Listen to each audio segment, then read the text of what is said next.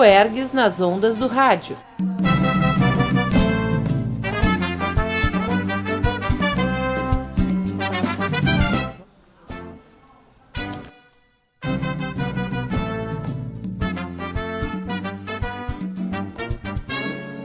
Eu quero apresentar para vocês mais uma das forças vivas da nossa comunidade e que tem como fator importante da sua vida, da sua trajetória profissional, a literatura. Bem, meu nome é Cacilda Boeira Madalena, eu sou professora formada pela PUC em Letras e Literatura portuguesa e também em língua espanhola e literatura espanhola. Eu sempre gostei muito de trabalhar com a literatura, de ler, li sempre muito. A literatura faz parte da minha vida, eu acho que desde os meus 14 anos. Os livros fazem parte. Na minha casa, os livros andam comigo, porque livro é companheiro. Livro é aquele que está sempre conosco. A literatura para mim é vida. É isto, é viver com autores. Selecionar autores bons, selecionar livros bons, que nos tragam sempre coisas boas para que aprendamos e para que também desenvolvamos o nosso falar, o nosso conhecimento. Isso é muito necessário. A literatura dita como vamos dizer, um conceito de literatura, nós temos algumas, né? Então, a literatura como manifestação artística tem por finalidade recriar a partir da visão do autor, quer dizer, aquele que conta, o artista, com base em seus sentimentos, seus pontos de vista e suas técnicas narrativas. A matéria-prima da literatura é a palavra. Então, assim, sobre a palavra, tem uma coisa muito linda, quem nos diz é o nosso grande autor, João Guimarães Rosa. E ele diz assim: a língua e eu somos um casal de amantes que juntos procriam apaixonadamente, mas a quem até hoje foi negada a bênção eclesiástica e científica. Então eu acho que ele nos diz muito bem o que é a literatura. A literatura como, eu acho que é uma vivência, é um viver. É um viver. Para mim é um viver. Professora, profissionalmente, a gente sabe que a senhora atua bastante em Osório. A senhora teria alguma experiência, assim, de um dos locais onde a senhora trabalhou, que a senhora gostaria de contar? Alguma coisa interessante, dividir com os nossos ouvintes? Sim, eu trabalhei com literatura na escola Ildefonso Simões Lopes, a nossa escola rural, que é a minha escola de primeira formação. E com a qual nós mantemos um vínculo muito grande até hoje. E foi lá que eu comecei, aos meus 14 anos, a gostar de livros. Um professor um dia me disse, quando eu comecei ali, ele me disse: tu tens que começar a ler, menina. E eu comecei a ler, e me dei muito bem.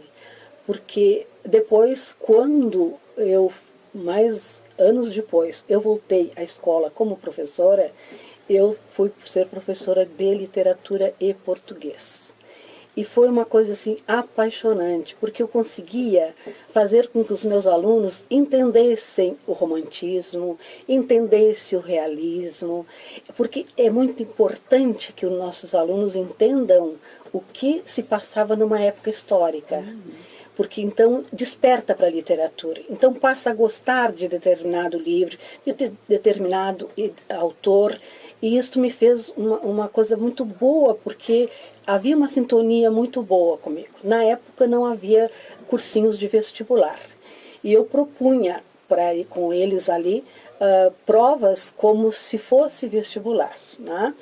Então, quando eles faziam o vestibular, eles voltavam e diziam: professora, a senhora copiou do vestibular, porque as questões, a abordagem, não é, que nós fazíamos da literatura, os poemas, os livros que nós estudávamos, e então autores que chamavam bastante atenção por serem autores que nos traziam muitas informações das épocas, não? Então isso me fazia muito feliz, porque eu conseguia fazer com que eles passassem a gostar de literatura. Então, o que no começo era meio empurrado, passava a ser um gostar. Isso me faz até hoje encontrar alunos que me agradecem pelo hábito da leitura. Olha que maravilha. E isso é uma coisa que me deixa muito satisfeita. Agora mesmo, eu já estava contando, eu tenho um aluno que mora no Rio, que passou a ser professor e diz que foi por ter sido eu professora dele. Do professor, ele me mandou um rico e-mail me agradecendo por colocá-lo da leitura, apaixonado pela leitura que é até hoje, e por ser professor. Essas duas coisas vieram da minha vivência com eles, né? Então esses agradecimentos são muito bons, porque nota-se que foi deixado alguma coisa importante para a vida deles. Isto eu acho que eu tenho que agradecer sempre. Eu encontro mães que me dizem: que coisa boa, a minha filha lê porque tu ensinaste ela a ler, a gostar do livro, né? Porque é muito importante que gostemos do livro, que ele faça fazer parte da nossa vida, né? E não assim uma coisa imposta, né? No começo pode até ser, sabe? Mas desde que haja um cuidado e uma escolha deste livro. Não pode ser assim um livro qualquer que chegue às mãos da criança, porque do aluno, porque nós podemos ter um choque muito grande na vida dele. Então, o começar é muito importante. Escolher muito bem, ter muito cuidado de pô-los junto de um autor, de uma história que eles conheçam, né? Que eles saibam no que vão tratar ali, e não uma coisa abstrata.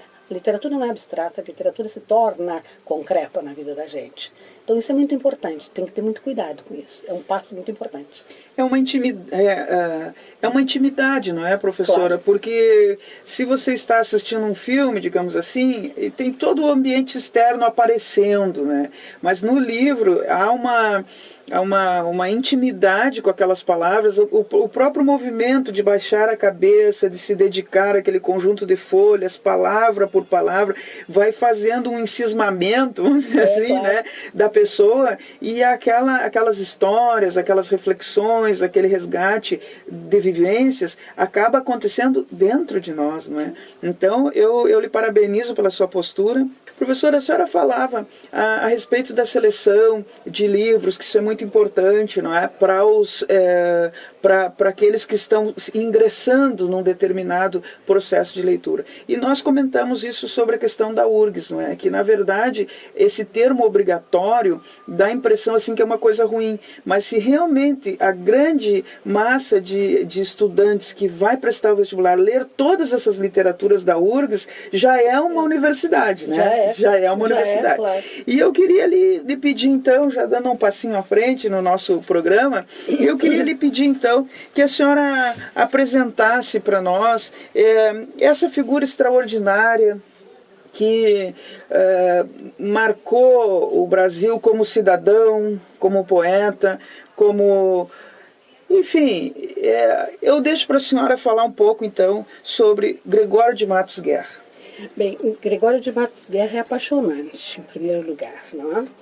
Porque ele foi um homem da época em que viveu, que foi a época do Barroco. E para que se entenda melhor o Gregório de Matos Guerra, eu volto ao que eu disse antes. É importante que saiba o que foi o Barroco. Porque senão, como é que eu vou entender Gregório de Matos Guerra?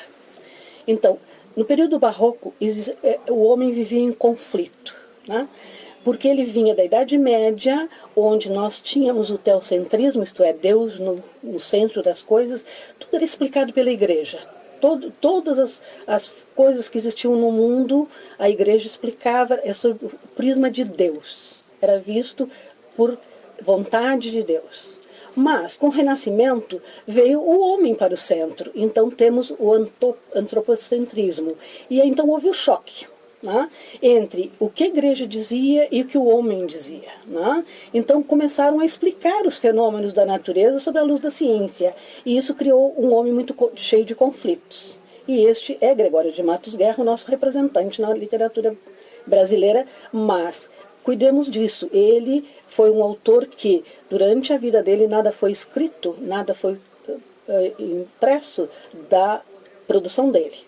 Então, naquela época, nós não tínhamos nada aqui no Brasil e era tudo feito na Europa, em Portugal, né? Então depois foram coletâneas feitas dos trabalhos dele e aí então foram editados, né, os poemas dele, enfim, o que ele escreveu. E ele se sobressaiu justamente por ser esse homem cheio de conflitos em vários aspectos. O primeiro aspecto dele, mais importante, que eu acho assim, ele foi um homem religioso, ele era um frei, mas que vendo como a igreja se portava e os religiosos, ele se insurgiu contra isto. Ele não aceitava certas coisas que a igreja fazia, por exemplo, a venda de coisas que a igreja sempre fez, não é? Daí chegarmos ao protestantismo, né? Que foi bastante marcante na vida da igreja. Mas ele começou então a fazer críticas não só à religião, mas também ao governo e às pessoas do governo e que representavam a religião, né? Então ele se tornou um crítico mordaz. Ele era um crítico ferrenho, não poupava palavras, né?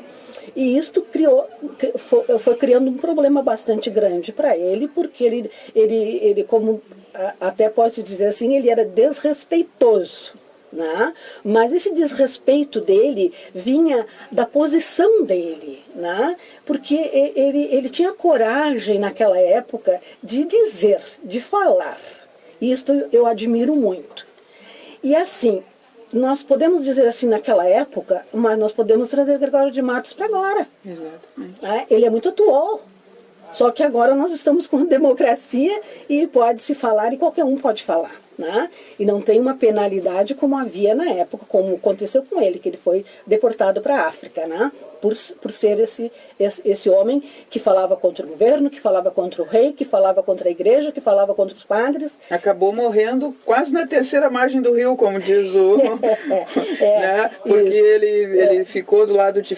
Não podia atracar na Bahia, né? Mas ele volta, mais tarde ele volta, porque Salvador era a cidade dele, né? Sim. Então, Salvador, eu digo assim, Salvador, ele tinha um amor por Salvador, que ele ficava horrorizado com tudo que acontecia, né? O governo explorando, a igreja também, né, se colocando, em vez de fazer uma militância mais pobre, mais semelhante ao que, por exemplo, o nosso Papa agora está fazendo, né? Não, era aquela pompa, aquelas coisas. Por isso nós vemos aquelas igrejas da Bahia, né, com aquela riqueza toda, né? E isso já existia, e ele então se insurgia contra isso, porque era a exploração do povo, e ele não aceitava. E como não aceitava, ele não ficava calado, ele dizia. Né? Ele falava, então eles não gostavam, quem gostava, né? Mas ele tinha coragem de dizer. Teria sido daí que surgiu então a expressão do Boca do Inferno. Boca do Inferno foi isso, porque ele dizia tudo que não queriam ouvir, né? O Boca do Inferno, ele adquiriu esse apelido justamente por isso, né? De tanto ele dizer, de tanto ele falar. Agora, o que nós temos que ter cuidado na interpretação da poesia dele? Sim. Tá? Entender os termos que ele usava naquela época. Sim. Tá? Então, o dicionário deve estar ao lado dos nossos estudantes. Exatamente. Para que entendam a palavra, o significado daquela época, as palavras empregadas lá. Porque senão ele entende diferente.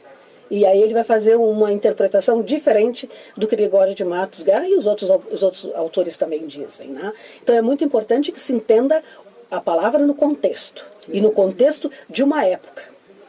Então isso tem que ter muito cuidado na interpretação das poesias dele, que não são difíceis de serem interpretadas. Não são difíceis, não. É só nós termos um conhecimento básico do que ele faz. E a linguagem, né, professora? Porque eu sempre brinco com meus alunos, eu digo, olha, até na Bíblia estava escrito que no princípio era o verbo, né? No princípio então, era o verbo. Eu brinco com eles, eu digo, então eu sempre digo para eles, olha, primeiro vocês localizem o verbo para depois... Isso aí, para depois ele vai reger tudo. Porque às vezes pela própria estrutura do soneto, ele inverte a posição do sujeito. E aí o no barroco leitor, era muito invertido. Exato. Exato, aí o leitor não entende não com quem que... Tem um poema dele, agora não me recordo assim de cabeça as palavras dele, que são sempre muito boas, né? Mas um poema que ele conversa com Deus. Ele conversa com Deus. Eu acho espetacular, porque... Pedindo perdão a Deus pelas coisas, os pecados que ele cometeu. Esse é o conflito. E ele se coloca assim, bom, se a tua grandeza é perdoar, então me perdoa. Me perdoa, eu acho fantástico. É muito porque boa. Só uma pessoa com muita crença para fazer, é como se fosse uma criança conversando com o pai, com uma mãe, né? Só uma pessoa com muita crença para ter essa ousadia de dizer, não, se a tua glória está no perdão, né? Então, olha aqui, ó, eu sou só uma pecador, pessoa, então me perdoa, né? Ele fazia isso, ele falava, né? E falava, por exemplo, quando ele se referia à fé, né? Como a fé não era aquela fé assim de fachada, como se diz hoje, né?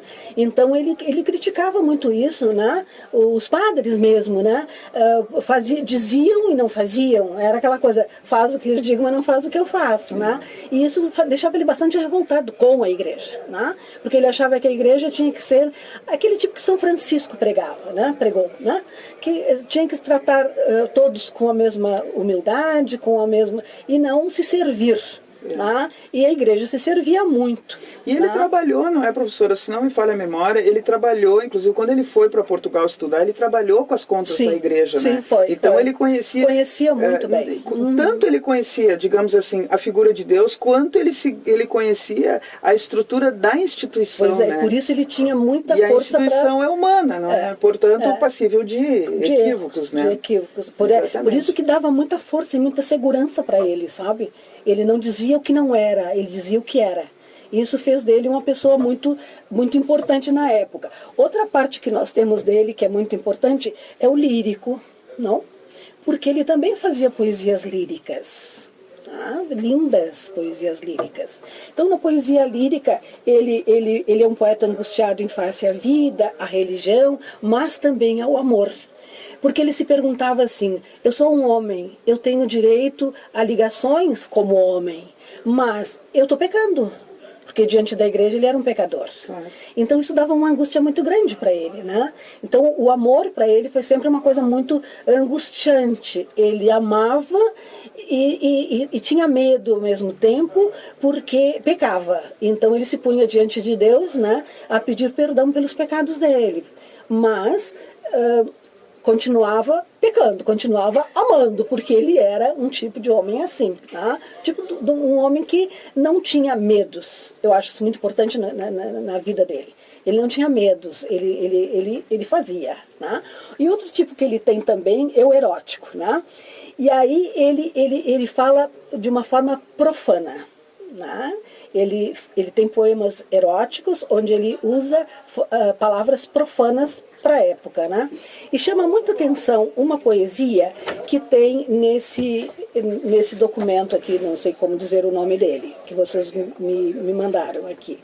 Então, ele usa uma palavra que eu quero chamar a atenção, porque ela mudou ao longo do tempo o sentido dela, e que nós temos que cuidar muito disso, tá? Então, nós podemos, inclusive, professora, nós podemos ler um poema, se a senhora se sentir à vontade. Não tem problema. Porque o rádio nos permite isso, né? Não tem problema. Eu posso ler pedacinhos de algum para dar um exemplo. Isso, embora esse programa esteja sendo filmado também, porque a nossa pretensão é também disponibilizá-lo na internet, sim, a essência dele é um programa de rádio, sim, e o nosso objetivo é justamente levar até os lares das pessoas, que hoje em dia não são só os jovens, né, professora, que fazem vestibular, para a felicidade de nós que estamos do lado de cá, muitos de nós estão voltando para as universidades para realizar seus sonhos, né? Então, nós estamos nos colocando a serviço dessa arte. Então, se a senhora quiser ler um poema, fique à vontade. Dá tempo agora? Vamos lá. Eu lá. gostaria de não ler um poema, ler partes de alguns, fique à vontade. Porque ilustra mais. Como a senhora achar melhor. Por exemplo, ele faz uma elegia à morte de Afonso Barbosa da Franca. E o que é uma elegia? Elegia é um elogio que se faz, um poema melancólico, quando alguém que nós gostamos morre. Então, isto é uma elegia, né? E ele diz, alma gentil, espírito generoso, que do corpo as prisões desamparaste. Então, o que é isso? Ele foi embora, a alma foi embora, né? A alma saiu do corpo e deixou o corpo desamparado. E nisso ele vai nos mostrando o que ele faz. Ele tem muitas figuras de linguagem, né? Que nós temos que descobrir quando estamos lendo os poemas dele. Então, por exemplo, ele usa no soneto que ele faz a Maria dos Povos, ele diz: discreta e formosíssima Maria, enquanto estamos vendo a qualquer hora em tuas faces a rosada aurora, em teus olhos e boca o sol e o dia. O barroco enfatiza muito os nossos sentidos, né? Então, olfato, tato, audição, visão. Então, nos poemas barrocos nós vamos encontrar muito a falar dos nossos sentidos. É outra característica do barroco e de Gregório de Matos Guerra, né? Depois, eles têm consciência da morte. E isso faz com que sofram bastante, porque a minha vida é limitada.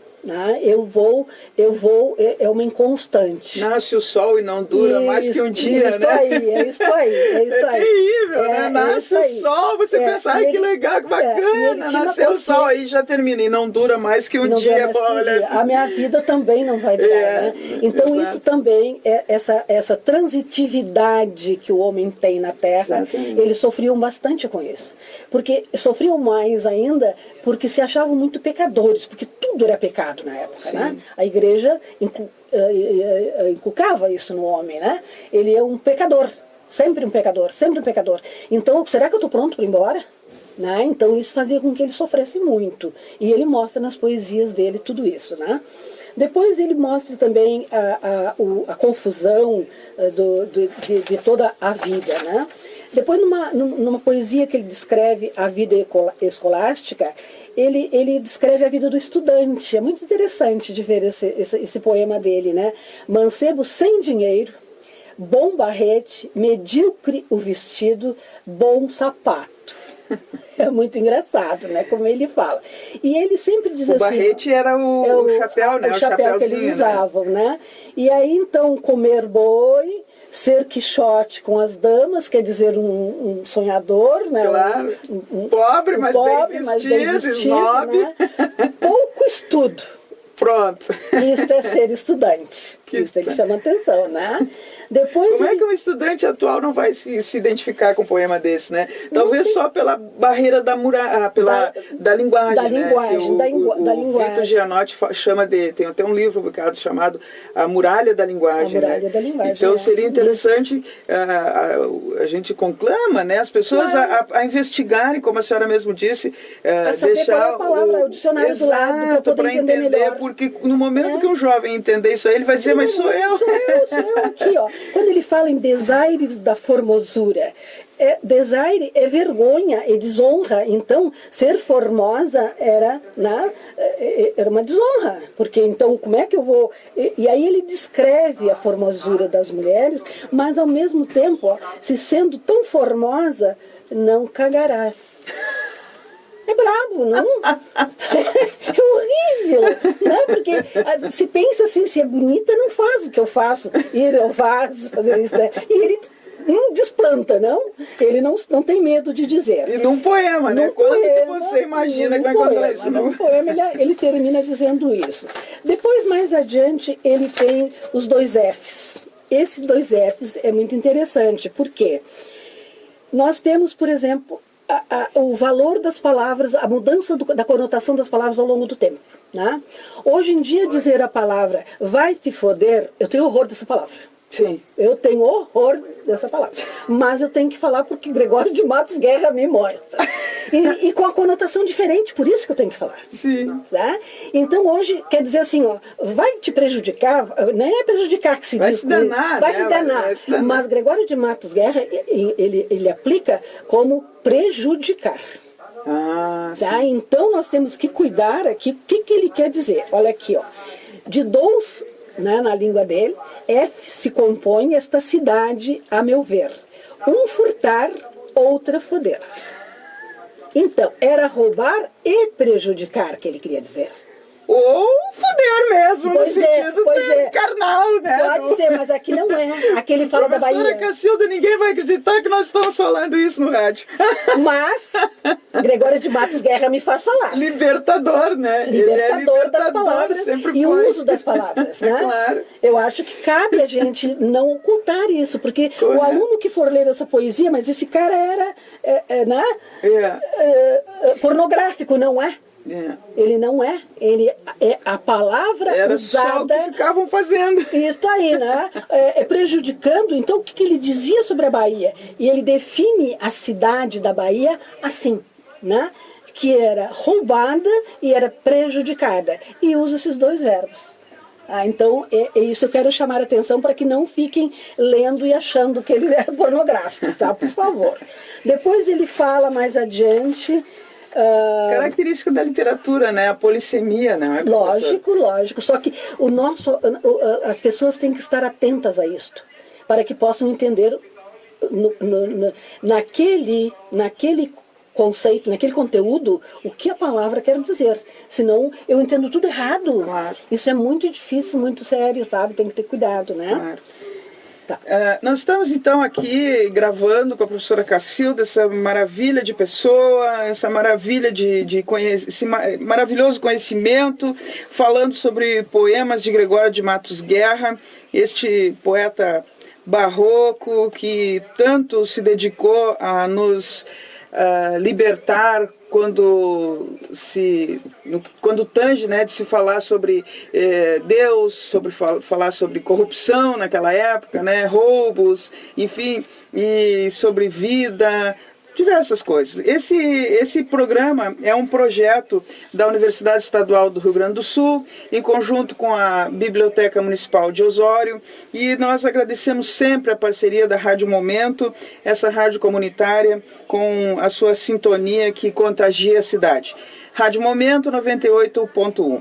Professora, nós estamos aqui, eu tenho até medo de terminar, porque está tão bom, mas temos o tempo do programa e esse projeto é justamente no intuito de motivar as pessoas para irem à biblioteca, para irem aos livros, para dedicarem esse tempo para elas mesmas. Às vezes as pessoas ficam horas olhando fotos no Facebook. A professora Tânia Rosen esteve num evento da UERGS lá em Porto Alegre e disse assim, tudo é Face, tem que ter menos Face e mais book. É verdade. Tem que ter menos verdade, Face e mais claro book. que é.